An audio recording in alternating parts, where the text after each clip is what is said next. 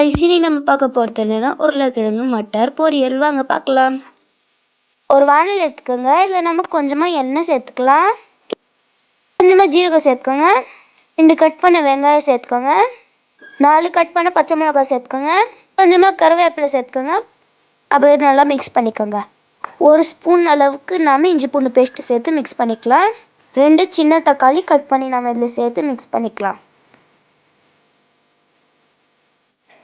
இப்போ நாம் இதில் பட்டாணியும் சேர்த்துக்கலாம். அப்புறம் கட் பண்ண உருளைக்கிழங்கும் நம்ம இதில் சேர்த்துக்கலாம். தேவையான அளவுக்கு மிளகாத்தூள் சேர்த்துக்கோங்க. கொஞ்சமாக நம்ம மஞ்சள்தூள் சேர்த்துக்கலாம். 1/2 டீஸ்பூன் நாம் மல்லித்தூள் சேர்த்துக்கலாம். அப்புறம் நல்லா மிக்ஸ் பண்ணிக்கலாம்.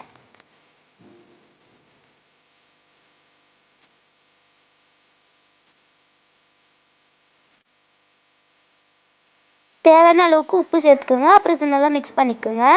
உருளைக்கிழங்கு வேகிற வரைக்கும் இதை மூடிடலாம்.